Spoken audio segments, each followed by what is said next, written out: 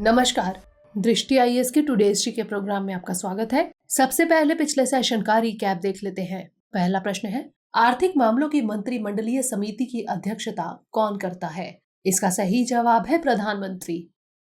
अगला प्रश्न है, कौन सा देश 2025 तक स्पेस स्टेशन लॉन्च करेगा? इसका सही जवाब है रूस।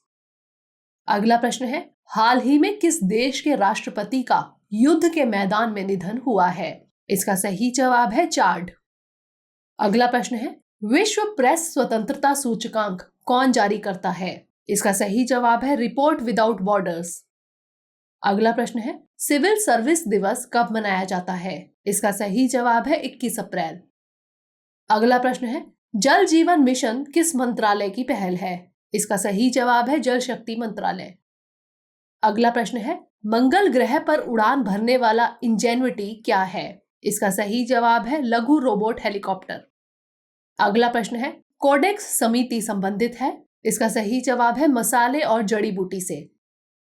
अगला प्रश्न है, कोडेक्स एलिमेंट्रिस आयोग है? इसका सही जवाब है अंतर सरकारी निकाय। अंतिम प्रश्न है, ट्राइफेड किस मंत्रालय से संबंधित है? इसका सही जवाब है जनजातीय मामलों का मंत्रालय। शुरुआत करते हैं आज के सेशन की। सबसे पहले देखेंगे अभ्यास प्रश्न। जलवायु पर शिखर सम्मेलन 2021 कब मनाया जाएगा? 22-23 अप्रैल, 25-26 मई, 16-17 अक्टूबर या फिर 15-16 नवंबर? इसका सही जवाब है ऑप्शन ए 22-23 अप्रैल। प्रधानमंत्री श्री नरेंद्र मोदी अमेरिका के राष्ट्रपति जोसेफ आर बाइडेन के निमंत्रण पर जलवायु पर नेताओं के शिखर सम्मेलन में 22-23 अप्रैल को वर्चुअली भाग लेंगे।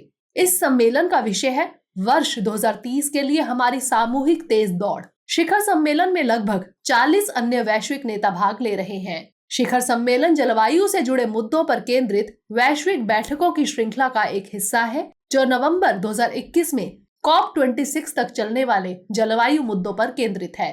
तो इस तरह इस प्रश्न का सही जवाब है ऑप्शन ए 22-23 अप्रैल। हमारे वीडियो अंग्रेजी में देखने के लिए फॉलो करें हमारा ही दूसरा यूट्यूब चैनल दृष्टि आईएएस इंग्लिश। आज के सेशन का पहला प्रश्न है, नरसिंहम समिति संबंधित है बैंकिंग क्षेत्र में सुधार, दीर्घकालिक खाद्य नीति, गरीबी रेखा के निर्धारण के लिए या फिर कर संरचना सुधार? इसका सही जवाब है ऑप्शन ए बैंकिंग क्षेत्र में सुधार। भारतीय रिजर्व बैंक के पूर्व गवर्नर एम नरसिंघम का 94 साल की उम्र में निधन हो गया है। एम नरसिंघम को भारतीय बैंकिंग सेक्टर में सुधारों का जनक कहा जाता है। साल 1990 के दशक में नरसिम्हन ने सार्वजनिक क्षेत्र के बैंकों के एकीकरण और उनकी स्वायत्तता का सुझाव दिया था। बैंक विलय और मजबूत मेगा बैंक बनाने का विचार सबसे पहले नरसिंघम समिति द्वारा लाया गया था। तो इस तरह इस प्रश्न का सही जवाब है ऑप्शन ए बैंकिंग क्षेत्र में सुधार। अगला प्रश्न है, पृथ्वी दिवस कब मनाया जाता है? 20 अप्रैल, 21 अप्रैल, 22 अप्रैल या फिर 23 अप्रैल? इसका सही जवाब है ऑप्शन सी 22 अप्रैल। 22 अप्रैल को पृथ्वी दिवस मनाया जाता है। इस पृथ्वी दिवस के अवसर पर गूगल ने लिखा कि हर कोई एक उज्जवल भविष्य के लिए बीज कैसे लगा सकता है, एक समय में एक पौधा। तो इस तरह इस प्रश्न का सही जवाब है ऑप्शन सी 22 अप्रैल। अगला प्रश्न है, हाल ही में किस देश की महिला को शीर्ष यूरोपीय अधिकार पुरस्कार से सम्मानित किया गया? फ्रांस, सऊदी अरब, जर्मनी या फिर बेलारूस? इसका सही जवाब है ऑप्शन बी सऊदी अरब। सऊदी कार्यकर्ता लुजैन अल हथलौल को देश में महिलाओं के अधिकारों के लिए शीर्ष यूरोपीय अधिकार पुरस्कार से सम्मानित किया गया, जिसमें महिलाओं के ड्राइविंग पर प्रतिबंध को समाप्त करने के उनके प्रयास भी शामिल थे। यूरोप की संसदीय सभा द्वारा मानवाधिकारों की रक्षा के लिए यह पुरस्कार प्रतिवर्ष प्रदान किया जाता है। तो इस तरह इस प्रश्न का सही जवाब है ऑप्शन बी सऊदी अरब। अगला प्रश्न है, यूएस एसोसिएट अटॉर्नी जनरल बनने वाली पहली भारतीय अमेरिकी कौन है? राजा कृष्ण मूर्ति, उजरा जेया, स्वाति मोहन या फिर वनीता गुप्ता? इसका सही जवाब है ऑप्शन डी वनीता गुप्ता। भारतीय अमेरिकी महिला वनीता गुप्ता अमेरिका की एसोसिएट अटॉर्नी जनरल चुनी गई। वनीता गुप्ता न्याय विभाग में शीर्ष 3 पदों में से एक पर सेवा देने वाली पहली नागरिक अधिकार वकील भी हैं। इन्होंने अपने पूरे करियर में नस्लीय समानता और न्याय की लड़ाई लड़ी है। तो इस तरह इस प्रश्न का सही जवाब है ऑप्शन डी वनीता गुप्ता। अगला प्रश्न है, भारतीय प्रतिस्पर्धा आयोग है संवैधानिक निकाय, सांविधिक निकाय, स्वतंत्र निकाय या फिर संविधानेतर निकाय? इसका सही जवाब है ऑप्शन बी, सांविधिक निकाय। भारत का प्रतिस्पर्धा आयोग यानी CCI भारत सरकार का एक सांविधिक निकाय है। दिल्ली हाई कोर्ट ने CCI के खिलाफ फेसबुक, व्हाट्सएप की याचिका को खारिज कर दिया। प्रतिस्पर्धा अधिनियम 2002 में पारित किया गया था और प्रतिस्पर्धा संशोधन अधिनियम 2007 द्वारा संशोधित किया गया था। प्रतिस्पर्धा अधिनियम के अनुसार आयोग में एक अध्यक्ष और 6 सदस्य होते हैं, जिन्हें केंद्र सरकार द्वारा नियुक्त किया जाता है। भारतीय प्रतिस्पर्धा आयोग का लक्ष्य एक मजबूत प्रतिस्पर्धी वातावरण स्थापित करना है। तो इस तरह इस प्रश्न का सही जवाब है ऑप्शन बी, सांविधिक निकाय।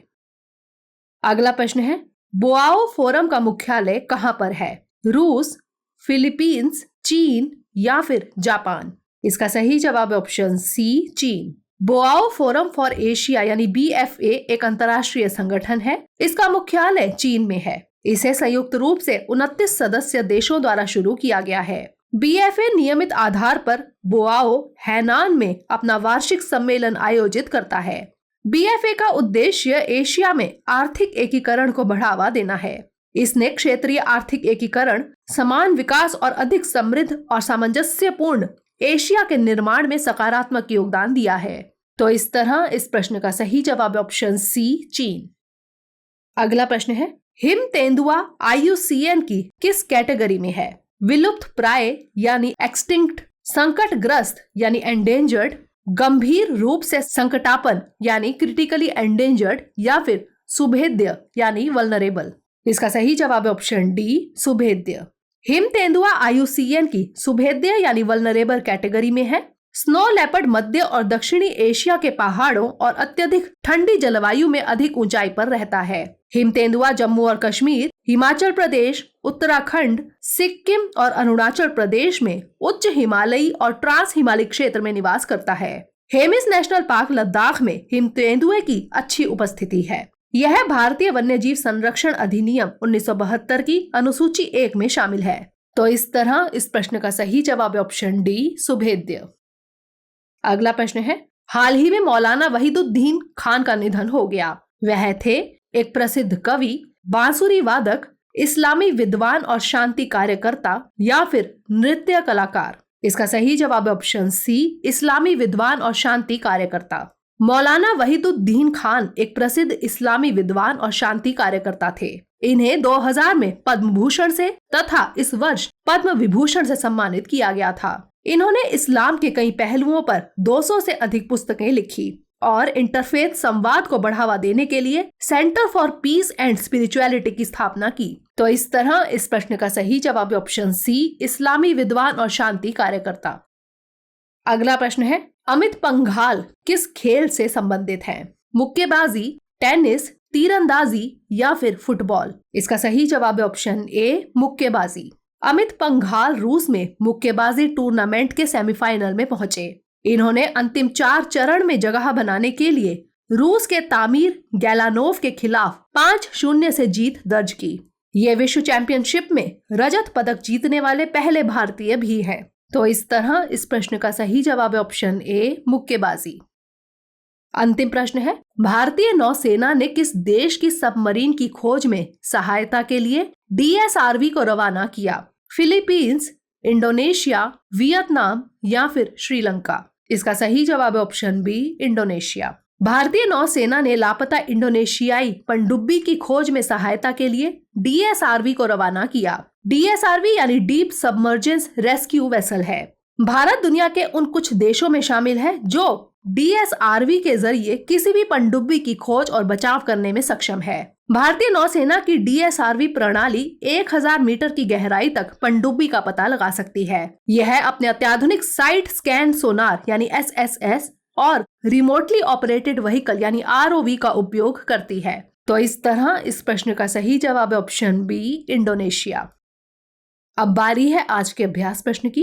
किस एयरपोर्ट ने ऑक्सीजन बार की सुविधा शुरू की है? Mumbai airport, Goa airport, Chennai airport या फिर दिल्ली एयरपोर्ट? इसका उत्तर हमें कमेंट सेक्शन में जरूर भेजिएगा। अगले सेशन में नए प्रश्नों के साथ मिलेंगे, तब तक के लिए धन्यवाद।